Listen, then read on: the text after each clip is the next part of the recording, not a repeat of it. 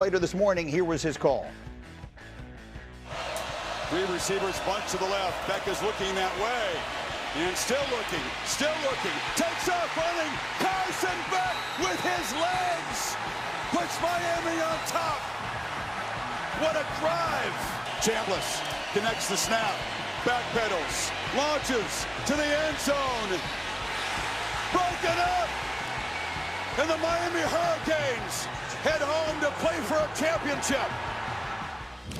Chris will join us in our second hour this morning. It was a gutsy playoff run by Ole Miss considering all of the circumstances, but here are some of the numbers that cost them last night. They were 2 for 10 on third downs, gaining a grand total of 0 yards. Miami, meanwhile, was 11 of 19 on third downs.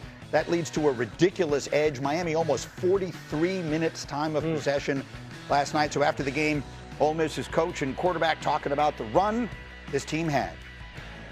I think I just remember how they embraced each other.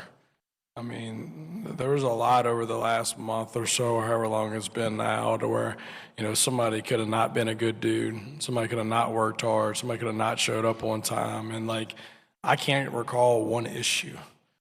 And that's just based on who these guys are. There's a lot that goes on behind the scenes, whether it's film, weight room stuff, and, other things as well. And just this team has just sacrificed a lot, to get to this point. And this season's been bumpy, and there's been a lot of things going on. And, they just kept our focus. It's been just truly special. Well, the center of so much of this, of course, was Lane Kiffin, and this is what he posted. Amazing effort and grit. Best season ever in the history of Ole Miss. Love, guys. And he's got the heartbreak emoji on there. I'll just present it without comment. You can decide for yourself what you think of the tweet. Let's see what the guys think of it. Josh Pate, taking everything into account, this Ole Miss run is now over after last night. You saw Lane Kiffin putting the final punctuation on it. What are the right things to say about that whole storyline this morning? It's an unbelievable gut check on just competitive character. Guys can think that about themselves individually. Pete and his staff can think it about themselves, the ones that stuck around at least, and that organization can think that. All these fan bases, Greeny, all these booster classes, all these administrations, they always like to think they're made of something different. Everyone in college football likes to talk about how we're a little bit different than everyone else. I mean, Ole Miss could kind of beat their chest and at least claim that because of what they've gone through in this last run. And I also want to remind everyone out there, with how just warped out of its mind the college football calendar is, these guys have also been tasked, whether you can believe this or not, with trying to put together their upcoming roster in the portal, not officially, because officially they'll tell you that that thing opens after the season ends. But all that happens now is Ole Miss's guys have time to leave while their backfills will have already signed elsewhere. So you've been doing 2 full-time jobs, and part of your staff's been going back and forth to LSU, and yet you're in the game with a lead in the fourth quarter in the semifinals, deeper than your program's ever made it, deeper than the former guy ever took you with under 2 minutes to go. So I'm not wearing a hat, but if I was, I'd tip it 10 times. What do you say, Jordan? Yeah, the job that Pete Golding did, you can't say enough about how difficult it was, to what Josh just illuminated right there. But also in game, I mean, not one thing Ole Miss needed went in their direction. I mean, they were 2 of 10 on third down. You saw that. They missed 17 tackles. Midway through the second quarter, they'd only run 8 offensive plays. They gave up 4 drives to Miami of 13 or more plays. I mean, any way you stack it up, if you looked at the box score, you'd go, man, Ole Miss should have lost by 3 or 4 touchdowns. So not just the job that Pete did in the game last night to get his team back in that with a chance to win in a lead with 3 minutes left, his offensive coordinator and best coach and most important coach was splitting time all week before a national semifinal playoff game. He left the quarterfinal game and flew to Baton Rouge when all those coaches are usually, I don't know if you've ever been on one of those planes, you're watching film, making corrections, making adjustments, watching film on your next matchup. There was so much time that was missed. Credit to Charlie Weiss for juggling and still calling a great game. But Pete Golding needs so much credit for the way he kept this thing afloat and gave them a chance and really had every chance to win that game and go to a national championship despite all the adversity. Yeah, last night has really kind of captured the essence of what I believe college football is all about. And I understand that people think that it's been overrun with NIL and contracts and the transfer portal and coaches abandoning players and all that. Look, I get all that. And that a lot of that is true.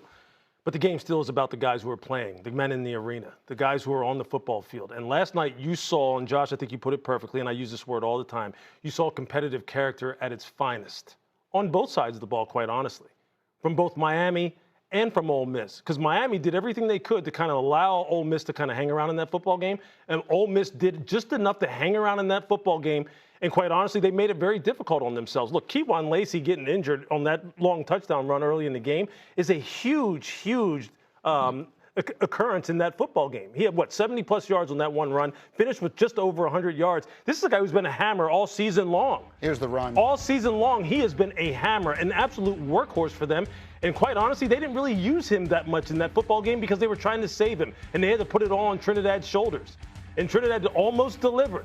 Defensively, all of the time that they spent on the football field with Miami just hammering them with that huge offensive line and with the running backs just coming downhill on them, and they kept trying to find a way to respond. Carson Beck having the best game of his career.